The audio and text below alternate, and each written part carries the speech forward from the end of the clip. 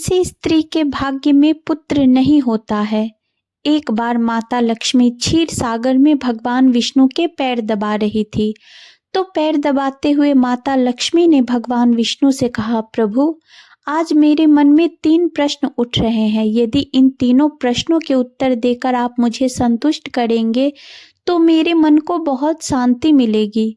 तब भगवान विष्णु कहते हैं, हे देवी, तुम्हारे जो भी प्रश्न है तुम निसंकोच होकर मुझसे पूछो, मैं तुम्हारी शंका का निवारण अवश्य ही करूंगा। तब माता लक्ष्मी कहती है, हे प्रभु, वह कौन सी स्त्री होती है जिसके भाग्य में संतान सुख नहीं होता है?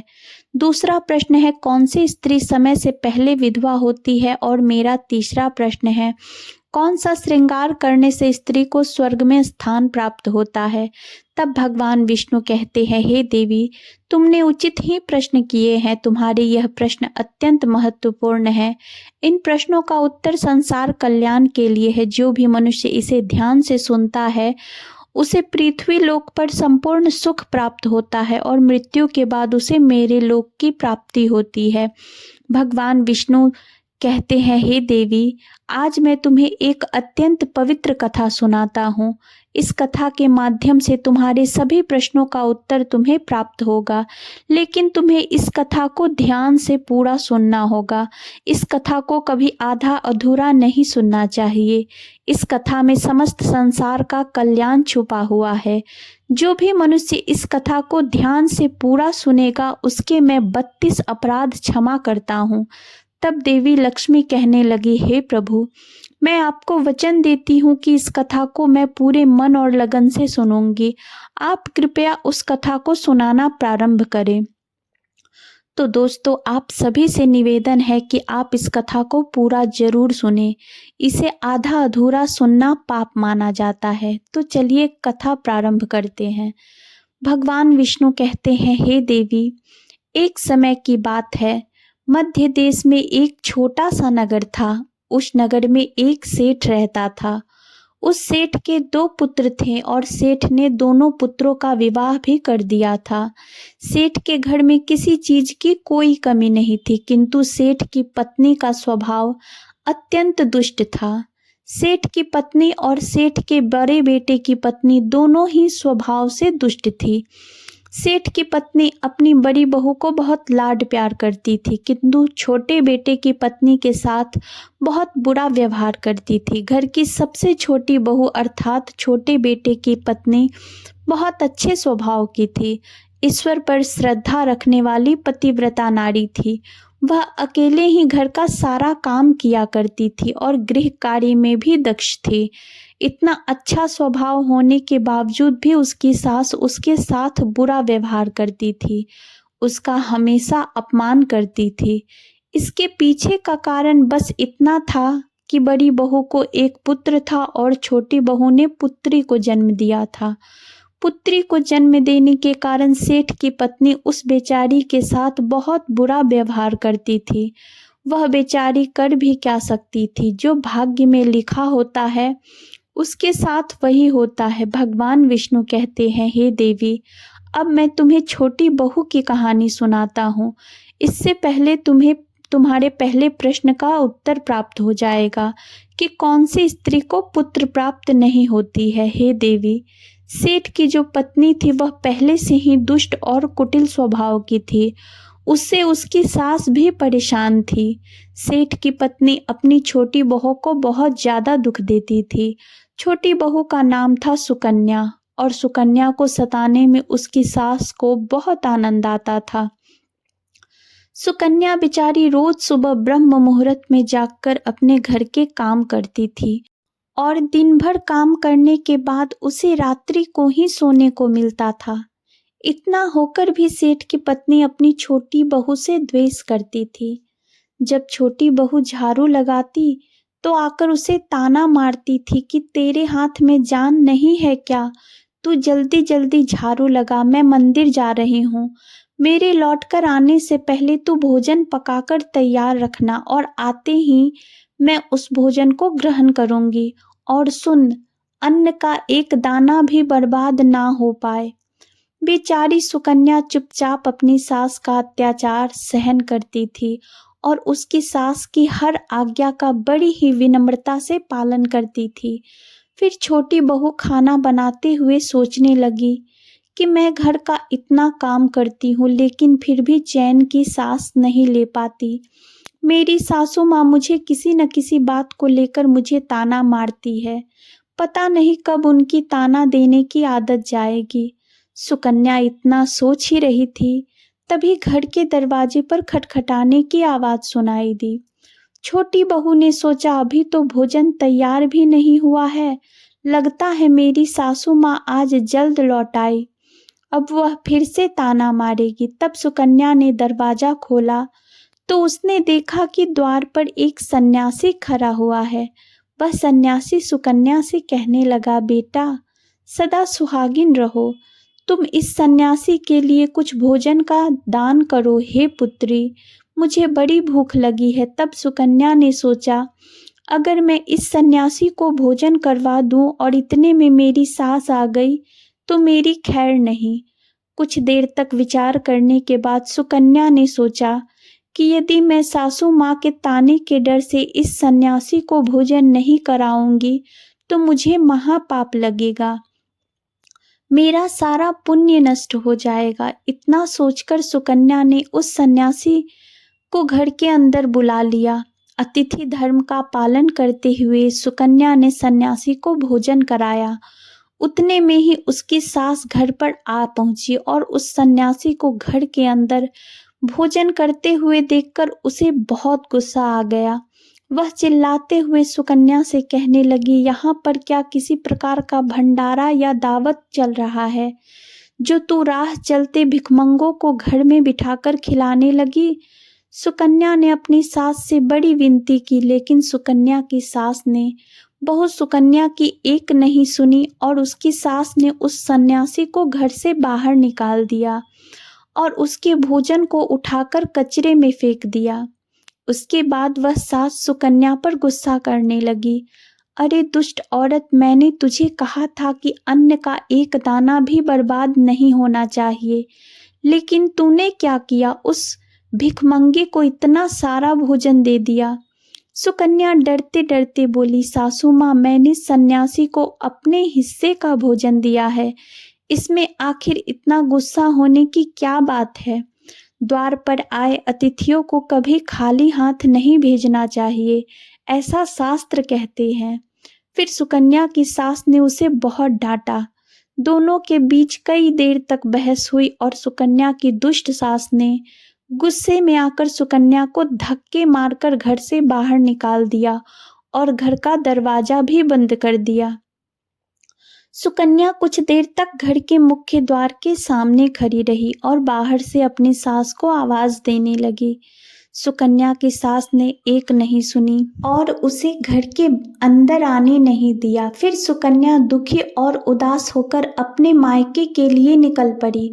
मायके जाने के रास्ते में बहुत बड़ा जंगल पड़ता था। सुकन्या भूखी प्यासी रहकर उस जंगल के रास्ते पर से चलने लगी। तभी इस समय अचानक जोर जोर से बादल गरजने लगे और मूसलाधार बरसात होने लगी। बारिश से बचने के लिए सुकन्या एक वृक्ष के नीचे जाकर खड़ी हो गई। वहां पर सुकन्या ने देखा कि पेड़ के नीचे में कोटर बना हुआ है। फिर वह बिना देरी किए जल्दी से उस कोटर में घुस गई। कोटर में जाने के बाद सुकन्या ने देखा कि अंदर कोई साधु महात्मा बैठे हैं। वह सन्यासी कोई और नहीं बल्कि भगवान विष्णु ही साधु का रूप धारण करके बैठे हुए थे। जब उस साधु ने उस सुकन्या को देखा तो बोले, हे पुत्री, तुम इस घने जंगल में अकेले क्या कर रही हो? रोना बंद करो, मैं तुम्हारे बारे में सब कुछ जानता हूँ। तुम्हारे ससुराल वाले अत्यंत दुष्ट स्वभाव के हैं और वह तुम्हें बहुत दुख देते हैं। इसका कारण केवल बस इतना है कि तुम्हें पुत्र की प्राप्ति नहीं हुई है। पुत्री को जन्म देने के कारण तुम्हारी सास तुम्हें ताने सुनाती है। हे पुत्री, तुम चिंता मत करो, मैं तुम्हें एक पर्ची देता हूँ। इस पर जो भी उपाय लिखा हुआ है तुम उस उपाय को पूरे मन के साथ करो, फिर तुम्हें एक गुणवान पुत्र की प्राप्ति होगी। फिर सुकन्या ने वह पर्ची ली और वह साधु वहां से अचानक से गायब हो गए। यह चमत्कार देखकर सुकन्या बहुत प्रसन्न हुई और जब बारिश रुकी तो सुकन्या का पति उसे ढूंढते हुए उस स्थान पर पहुंच गया। सुकन्या ने अपने पति को सारी हकीकत बता दी और फिर दोनों ने ही घर वापस न जाकर इस जंगल में रहने का निर्णय कर लिया। वहीं पर रहते हुए एक दिन सुकन्या के मन में पुत्र प्राप्ति का ख्याल आया और वह मन ही मन सोचने लगी कि यदि मेरा भी कोई पुत्र होता तो आज ससुराल में मुझे बहुत ज़्यादा इज्जत मिलती। तभी सुकन्या को उस साधु के द्वारा दी गई पर्ची की याद आई और जब उसने वह पर्ची खोलकर पढ़ी तो उसने देखा कि जो स्त्री पुरुष पुत्र प्राप्ति की कामना रखता हो उसे रात्रि में अपने पति की बाईं तरफ सोना चाहिए। ऐसा करने से कुछ समय बाद में बाईं करवट लेटने से नाक का दाहिना स्वर और दाहिनी करवट लेटने से नाक का बायां स्वर चालू हो जाता है और फिर जब पुत्र की इच्छा हो तो उस स्थिति में मिलन से पहले यह निश्चित कर लेना चाहिए कि पुरुष का दायां स्वर चलने लगे और स्त्री का बायां स्वर चलने लगे और इस समय पर गर्भधारण किया जाना चाहिए। ऐसा करने से निश्चित ही पुत्र की प्राप्ति होती है। इसके विपरीत नाक के स्वर चलने से पुत्र की प्राप्ति होती है।